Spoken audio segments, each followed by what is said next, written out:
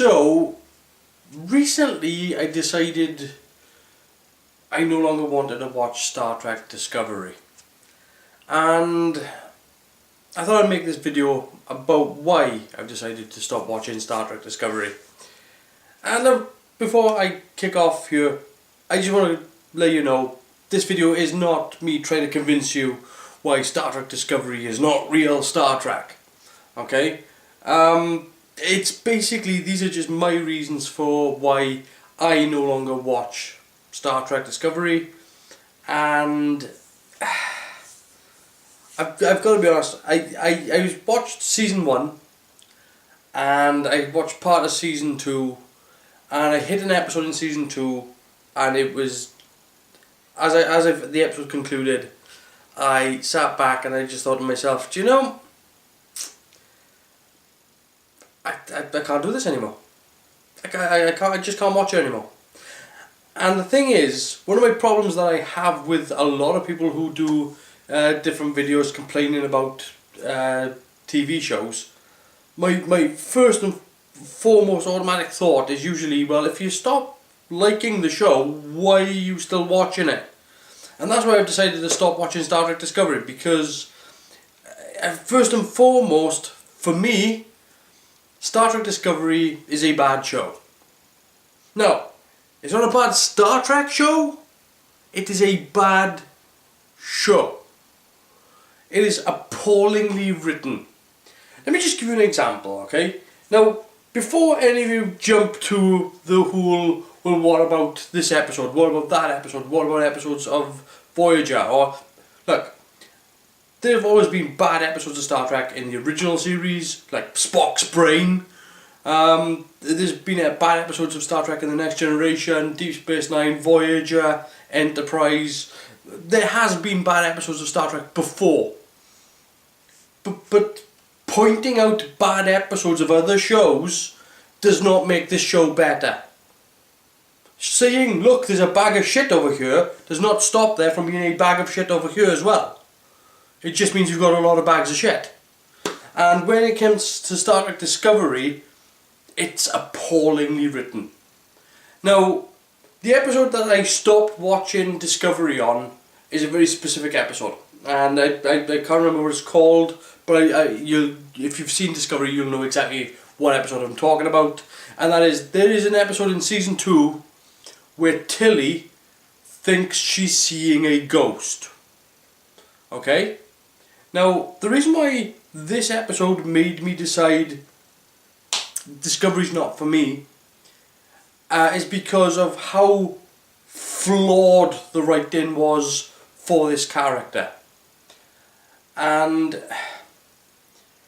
not only was the writing flawed for the character, but nothing about what the writers were doing was making any sort of logic.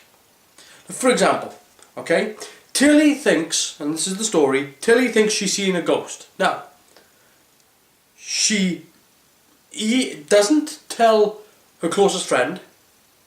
She could potentially thinks that she is going crazy, doesn't tell a doctor. She alternatively thinks that she is genuinely seeing a ghost and doesn't report it to a senior officer. So, pick any one of those scenarios that you like. Each one of those scenarios makes Tilly unfit for duty. But she does all three. This is how bad the writing is. It suggests that not only does this character think that there's something medically wrong, that there's something neurologically wrong, that there's something supernaturally wrong. She does nothing at all right the way throughout the episode to do anything about it right until the end. This is a problem, because either she is doolally, in which case she is unfit for duty, or she is in the middle of some sort of embolism, in which case she's also unfit for duty, or there is a potential threat to the ship which she fails to report, in which case she is unfit for duty. Whichever one you want to pick, that makes this character the most unfit character to be in Starfleet, and yet here she is. At the end of the episode, they all lock arms and hey, aren't we all fine? The problem with this writing as well is because she fails to report it to a friend or a doctor who will keep it in close confidence, or a superior officer, means that these people, when they find out about it, are okay with it, which means that these characters are also just as psychotic as she is. Because how can you be okay with somebody who potentially has hidden a potential threat to the ship from everyone? If you found out that somebody was keeping something a secret that potentially could get you all killed, you'd punch him in the pissing head. You'd just be like, why didn't you say something sooner? But no, everybody's okay, because as long as she's okay, we're all fine, everything's great. No! She's a batshit crazy asshole, and it should not be serving on board this ship. And the thing is, the way that they write Discovery, this flaw that I'm pointing out about, I'm choosing specifically Tilly, but this exists in all the characters. In every single character. Now, it's not only the writing for the characters, but the subplot writing as well. Like, you have subplots that are woven into the show, and because they like to throw in more subplots, not one of them gets resolved satisfactorily.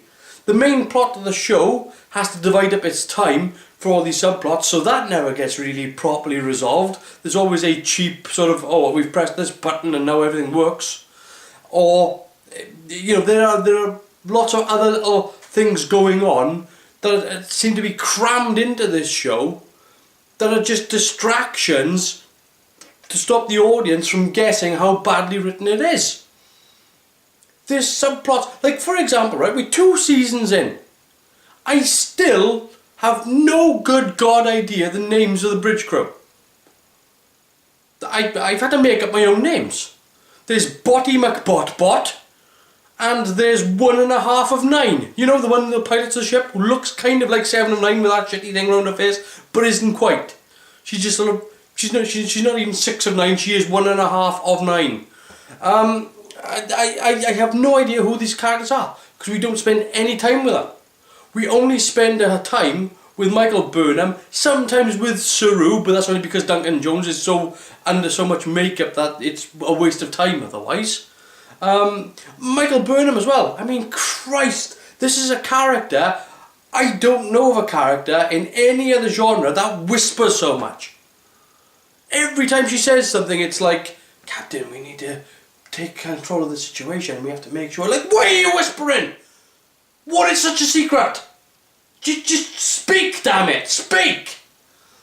And the other thing with the writing here is that I know that there are some people that say, oh, season 2 is much more Star Trek than season 1. Is it? Why is it? Because they keep name dropping all the time? Fan servicing you? They're just shaking the bloody keys. Look at the shiny, look at the shiny, aren't we more Star Trek? We said D7 Battlecruiser, look at the shiny, look at the shiny. We said Cestus 3, look at the shiny, look at the shiny. Aren't we more Star Trek because we mentioned Gorn, or because we... I mean, they brought Pike into the show, and people are great with, oh, isn't it good that Pike's into the show? They didn't bring Pike into the show. They brought a character into the show, they called him Pike just to fill your fan service. They could have called him Simon, they could have called him Deck. It doesn't matter what they called him, because this character is now being written and for people to accept as Pike. They've just called him Pike just to fill your fan service. And they've done it throughout the show. They haven't really made it more Star Trek. What they've done is they've given Klingons hair to shut people up. They've introduced elements that you are familiar with, but they haven't actually just brought it in and just It's not natural. It's not natural to go, look at this. This is what you wanted. This is what you wanted. Please look at this. Please, we're pointing it out to you. It is important, this. And it's not. It's not important. What's important is that you tell good stories. What's important is that you change the focus of the show. Stop trying to make everything blue and everything cool and everything all about the tech. That's not what Star Trek's about. For me anyway, Star Trek has always been about the human condition. It's always been about the people, about the characters. It has never been about the flashy flashbangs and yeah, action has been part of the show, adventure has been part of the show, but it's been more about an exploration about who we are. And I'm not seeing that with Star Trek Discovery. Look, all shows suffer with characters over a long period of time, going through certain breaks. Of course they do. The longevity of it, take Friends for example. Ross in Friends in season 1 seems like a perfectly normal person. But Ross in Friends season 10 is a complete psychotic. And this is the same for almost every TV show. The only problem here is that now Star Trek Discovery is saying it's okay for these characters to be this way from the get-go. And it's really not. It's not good writing, and to mask it with this parade of flashbangs that distract the audience. And for me, here's the thing, if you were to take a script from The Next Generation, walk onto a blank, empty stage with a couple of actors and hand them the script, and they perform that script, it would still be a good story. If you took a script from Star Trek Discovery, walked onto a blank stage and handed it to a group of actors, you'd sit down and watch it and go, what the hell is this? So again, for me, it's not that Star Trek Discovery is bad Star Trek, it's just the Star Trek Discovery is a bad show. And that's why I'm going to leave that there.